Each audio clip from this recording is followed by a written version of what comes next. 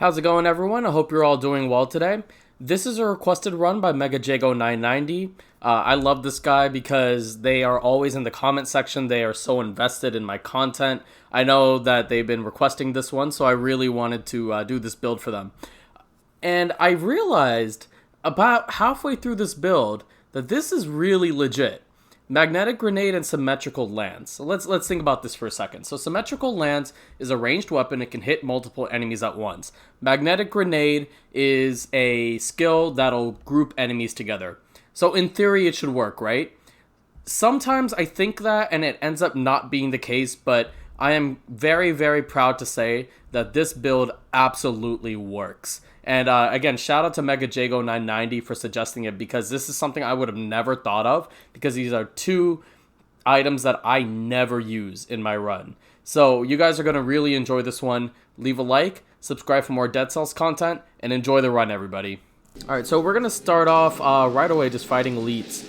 And the idea behind this build, as I said earlier, is essentially going to be to try to group a lot of enemies together with that magnetic grenade, and then go with the symmetrical lance from there. So in the beginning of the game, we're not going to have the best gear in the world, and symmetrical lance is not a weapon that I really use. I don't think it's that great in the survival context, but I think that it can do a lot in terms of just being able to hit a lot of enemies at once, especially with the right build. And so I'm starting to inch closer towards that. I do get rid of the magnetic grenade before I pick up this curse, just mainly because at this point in the game, yes, it'll help against the bombardiers, but I need stuff that can do more damage and get me to 60, and then from there I can feel more comfortable with the build, if that makes sense. We are running open wounds because open wounds is incredibly helpful. We clear this curse chest very, very quickly, so the build is going fairly well so far. I've never used symmetrical lance in a brutality context before. I've always been more comfortable using it in a survival context, as with most survival melee weapons. But the way this build has been going, I really decided that, hey, like, it's going well in brutality. It might actually be a better brutality weapon. We pick up that legendary carbine. It does shoot trail of flames, so I am going to be able to get poison, bleed, and burn all in the same build. I get that fire grenade as well, and I do pick up this melee mutation. The reason I did this was because what the melee mutation will allow me to do is that because this is such a slow weapon, I can actually slow down the enemies upon hitting them. So I don't have to worry too much about things such as, you know, trying to make sure I don't get a hit, make sure that, like, I'm able to get everything off, and I'm able to get the kill without much trouble. So that's the main reason I take the melee mutation. It ended up being the right decision as well, because even for like bosses and things like that, it ended up being like a big help for me. Clear out this curse again. I decided to play it safe with this lacerator because if I try to start hitting it as it's spinning towards me, it's not going to happen, and I'm going to get hit as a result. So I just wanted to play it safe. We're able to get some really good hits off on these enemies, and honestly, I think a lot of it has to do with the level generation, just basically, like, you know, how the level is constructed. But I had pretty good luck in terms of just, like, not getting kind of enemy generations that I didn't want. In fact, I was able to get really just a good amount of synergy within the build. That, as well, I was able to, you know, get enemies and placements that really helped me out. So, like, right here, yeah, that Inquisitor's shooting at me, but I don't have to deal with any, like, crazy mobs. Like, I think the highest mob I had so far was, like, maybe 3 enemies.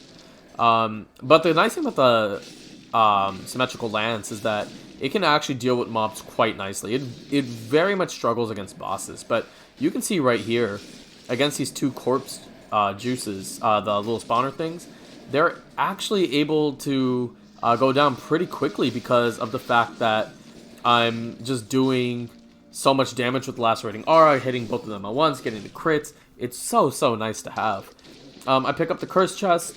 I was thinking about taking the frontline shield. I decided not to take it. I cannot really tell you why. I think it was more of a split-second decision. So we start off just right away. Throw the fire grenade, play it safe.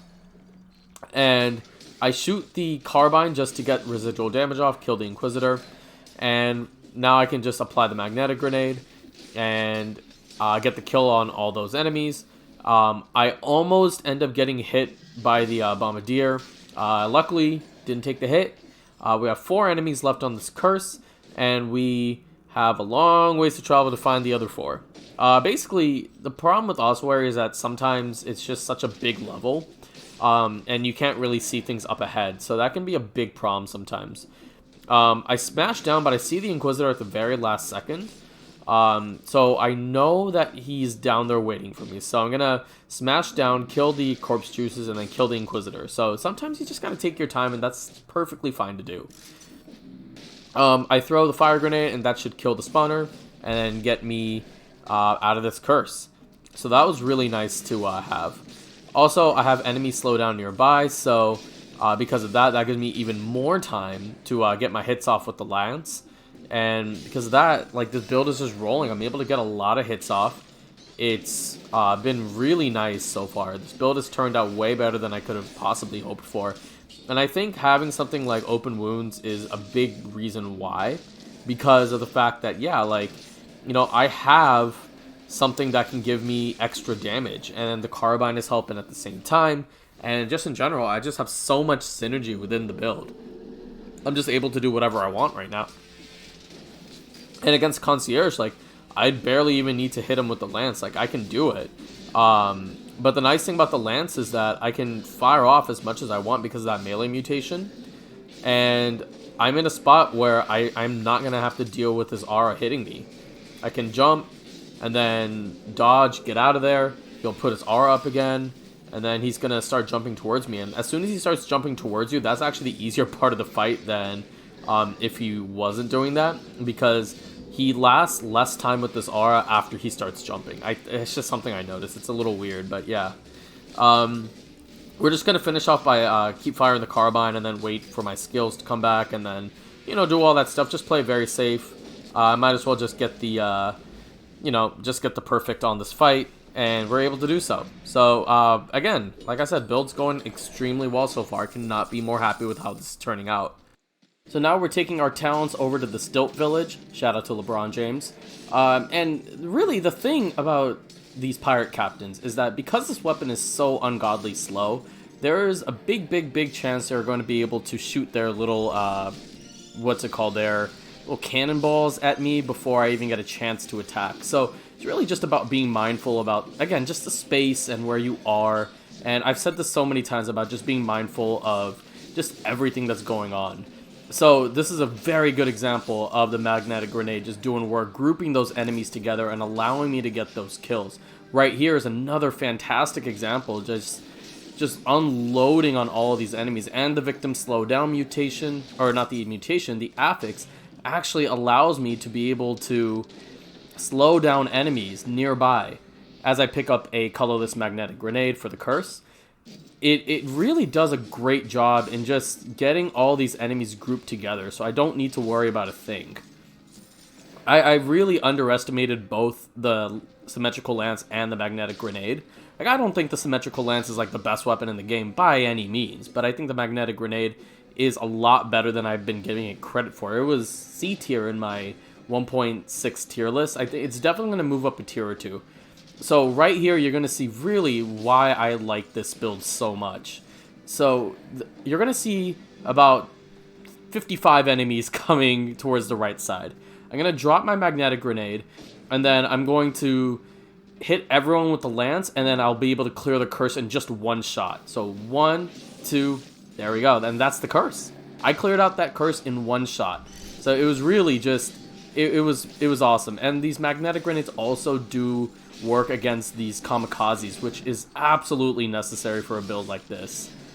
And, you know, this victim slowdown affix, it's helping me so much just in terms of just being able to get the hits off. Because, again, with such a slow weapon, I need some sort of mitigation. And the slowdown is giving me that big time. But this giant fight is going to be difficult. And this is why I'm so glad that I'm running a brutality build as opposed to a survival build, because with this weapon, I would probably have to go fight Timekeeper. but because I'm running like a Bloodthirsty Shield, I can get the bleed off as I miss the grenade completely. Don't even know how that happens. But I'm able to get these parries off, and then I can do whatever I need to do. I can even get the blood on the eyeball, and that gives me a lot of damage on that eyeball. I get residual damage from the blood on these hands. Like, I'm able to get so much done just off of this build itself. And that it just serves like a really, really nice purpose. And no, I'm not, you know, shredding the giant like I do with like the Seta Stiletto or the Hayabusa Gauntlets. But what I'm able to do is, you know, it's still extremely valuable. So the giant, he does his little roar thing and he does a double smash. I can't avoid that. So I'm just going to work on trying to just not get hit here. Unfortunately, he goes for the double smash again, but I should be able to get the hit off this hand, and then I really don't have to worry about the crystals falling at that point. I can just stick up to the right side and then attack when I need to. Get some more parries off and drop my fire nade, and the hand's actually going to die before the down smash, so that was really convenient for me. And I'm able to kill this hand as well, so we are very, very close to completing this fight, which I honestly didn't even see coming. So that's real cool. That's real cool. So we're very, very close. We're going to dodge that, and then he's going to be shooting the lasers at me. Again, just parry, Bloodthirsty Shield does what it's supposed to be doing, and just drop the fire grenade, and then just get my last hits off. And there we go. That is the fight. And honestly, just a very, very strong fight from this build. Wasn't expecting it, but it's always nice to be able to do something like that. And High Peak Castle is one of those biomes where there's just a lot of enemies just hanging around. So you'll be able to get your crits off on the symmetrical lance fairly easily. So even right here, like, I'm able to get the kill off on the demon so quickly because of the fact that these enemies are grouped together. Here I can just drop my magnetic grenade and the flame turret, and I can just get the kill easily. Now we're gonna go fight this elite slasher, and same exact thing. Melee mutation is extremely helpful for this build. And again, with the dark trackers, because magnetic grenade also does stuff in water, I get extra damage off, so I get the kill, and I'm able to do what I need to do from there. And it just goes to show, like, you underestimate certain weapons and skills, and you don't realize how good they are until you actually use them in a big capacity. This is where I actually would end up getting my 60. So I'm getting a bunch of crits off. I barely avoid the Royal Guards, so that was kind of scary, but able to get the kill off. We do get the 60, and it's Hand of the King time. And it's going to be like the Giant. Hand of the King is a little tough because he tends to move around a lot, and generally pretty challenging, but I have a good flame turret. I have my magnetic grenade. I should be fine. And I've got my Bloodthirsty Shield. So right here, I actually messed this up, and I should have thrown my magnetic grenade earlier. Unfortunately for me, I did it a little bit too late. So it happens. You live and you learn, especially when you're using a weapon for the first time. So we do get a parry off on one of the bombs, and we are going to get all these enemies grouped together. We kill the disgusting worm and take care of all those bombs, which is incredibly convenient. And we get off that parry, and then we can jump to a platform. And again, well, I don't have my magnetic grenade, so unfortunately I can't get all the bombs off on him. But now we have it back. We are going to do the final parts of this fight. Get a 1, 2, 3. Except we don't get the 3, but we're going to get it right now. With the magnetic grenade and then 1 strike. That is the end of the Hand of the King fight. Pretty solid fight, outside of me messing up on the magnetic grenade, which I should have thrown earlier. But no biggie. Things like that happen sometimes. You just gotta live and learn with it. So this was scary. So I get hit by this librarian. And I got a bomber chasing after me, an elite bomber, and I have a slammer running after me. I'm very lucky to only take the 1 hit. Very, very, very lucky to only take the 1 hit. So I'm going to play it safe against this slammer. He's at very, very low health, and I have a slow weapon. Don't want to deal with it, so I'm just going to hang up on the wall, let it die, pretty much. Sometimes you just got to cheese the elites. They don't attack you on walls. I don't see a reason to deal with it. Magnetic Grenade does a good job of killing all these enemies on a platform that I cannot get to. So I don't have to worry about dealing with that librarian later. It was a smart move for me at the time. And don't worry, I end up making other stupid moves at some point. But it was the right thing to do at that time. So, again, just a magnetic grenade is kind of messing up the timing of that slammer, so I'm able to get the kill off.